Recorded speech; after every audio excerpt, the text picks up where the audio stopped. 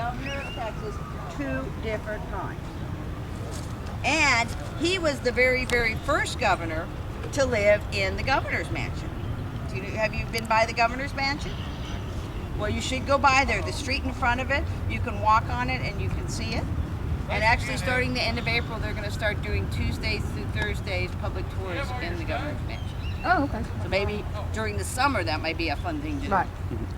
So let's head down this way, because we're going to go back to the back part of the cemetery. And along the way, let's look for unusual symbols or flowers on the different tombstones.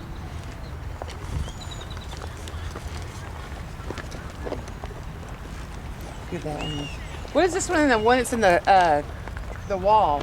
That, you know how like some cemetery plots have wrought iron fences around it? Well, they just opted to build this brick. So that's like a family plot in there, but they built the brick wall and then they have the wrought iron gate. Is it proper to go inside or no? If they're not locked, you can go inside, yes. Now, look on this one here. Do you see this symbol? What does this look like to you?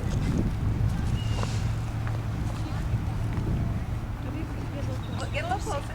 As long as you walk inside, you're okay. Grain, it's wheat. It's wheat. Once you get really close, you can see it. Yeah, you can get closer to it.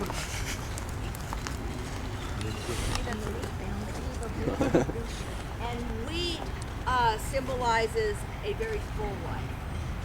So even if we did the math, this person was only 38 years old, but they had a very full life. See, They can touch it.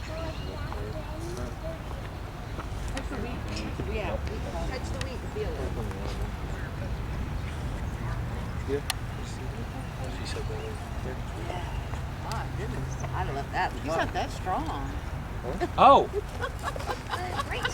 Sorry that I left him holding the bag, literally. Settle you down, huh? Here. What do you think this means with the finger pointing up? That they went up to heaven? They went up to heaven, exactly. That's exactly what that one means. So if you want to go to heaven, maybe we need to put a hand on your monument we're going to do, huh? What is this one over here? We're looking at this. Is pretty interesting. What do you think this one is? The headstone fell over. Those are falling to the ground. Okay, this Look one at- has look at got a person leaning against, like holding a cross, and by the clothing, it looks like there is a man. It's man because it's got pants on, and it's 1880, where women would not have worn pants. So what that's going to be, this is Julie A., wife of John Riley. So what this is showing is how sad he was that his wife left him. And you see how it's got a drape on the top? That's sadness, mourning. Martian Marine or what? Yeah, marine ones. Because a lot of times the cement is very old and brittle. And there is an organization called Save Our Cemeteries that actually comes out and works on some of these. Here we see we have this compass again and this ruler.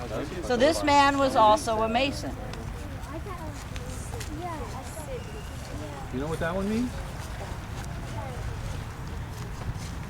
Okay, this is the staircase to heaven. Okay.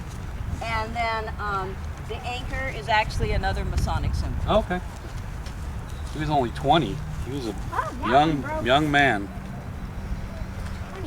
Yep. What does the story say about him? He was born in Alabama and died in Austin.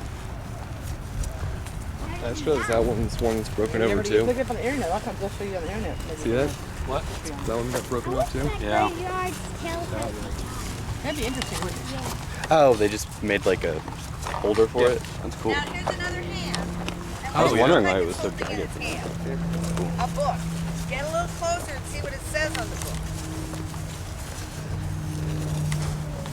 Holy Bible. So Mrs. Lorinda Brown was a very religious woman.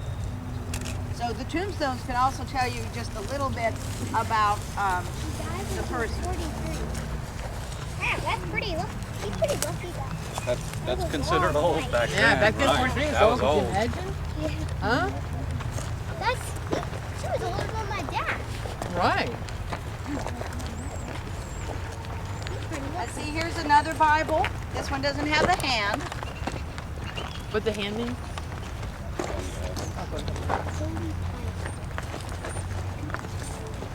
40. How many years?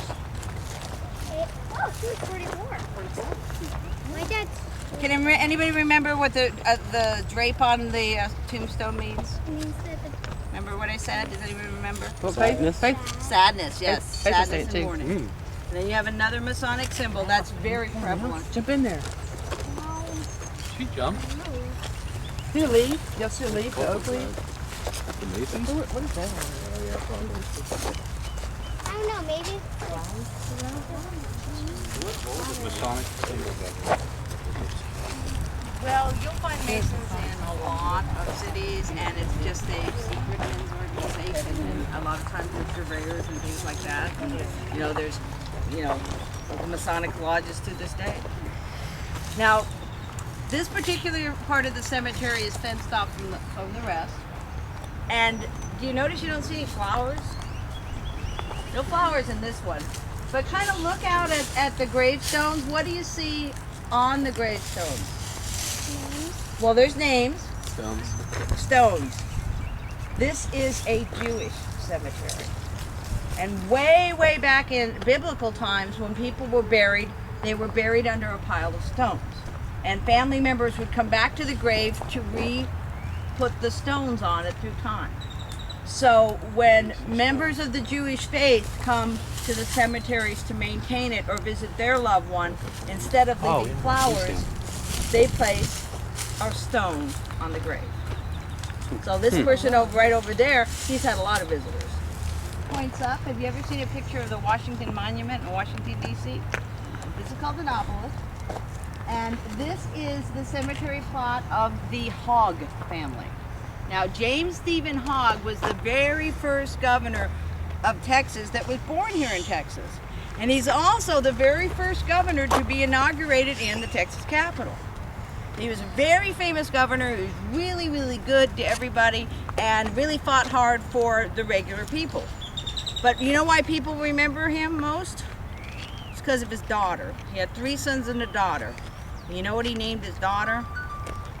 Ima. Her name was Ima Hogg. I know. She didn't have a middle name either. And people thought he named her Ima because he wanted publicity, but he didn't have a clue what he was gonna do to his poor daughter.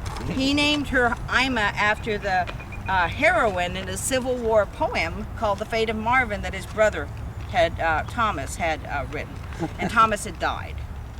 And what was really odd is she didn't have a middle name, and she never got married. So she spent her entire life either as Miss Ima or Miss Hogg. Now, her grandpa on her mother's side lived about 15 miles away, and this was way back, in the 1870s, and news took a while, actually it was 1882. News took a while to travel all the way to her grandpa's house, and it's his first granddaughter, so he was really excited. And then they told him what her name was going to be. Well, Grandpa knew what was going to happen. Grandpa saddled his horse and galloped as quick as he could. He was determined to get there and stop her from being christened.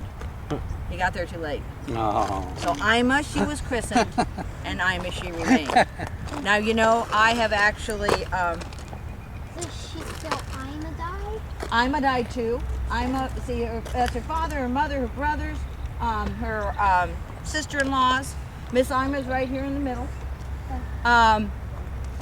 You know what a census is? How they keep track of people every 10 years? Well, I went back and I looked at the censuses from the 1880s and 1890s, particularly in the South, and Ima was a pretty popular name.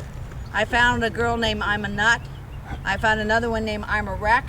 I found Ima Wiener. So, Ima was a super popular name, and hopefully those girls got married. But Miss Ima, she never got married.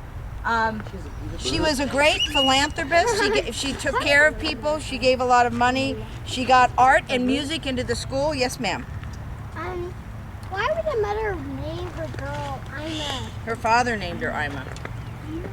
And father said the final say And, back in those and days. father named her after a girl in a poem that his brother has written, and he just didn't connect. I'm a hog. Now here's a picture of her. Isn't she pretty? She's We pretty. just met a lady and her name is I'm a Lep. I'm a lep. Better than I'm a wiener or I'm a nut. Why would a mother call the baby I'm a wiener? Well, her last name was Hello? Wiener, and I don't know why they would do it. Like everybody made fun of, you're a wiener.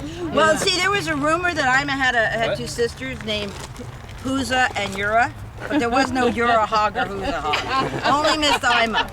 And she lived, how long did she live? She died in 1975. Can you guys do that math? How old was she?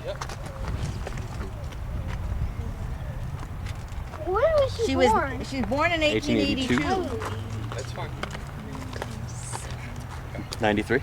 93 years old. Good going. Oh my gosh, she is Why is there a lucky. seal on her She is headstone? lucky. What that seal is? You wanna walk in? You can walk seal in. of the daughters the daughters of the Republic of Texas. Because her father was her father's family was here during the Republic era, so Yeah. she qualified to be a daughter of the Republic. The big one is her father and mother.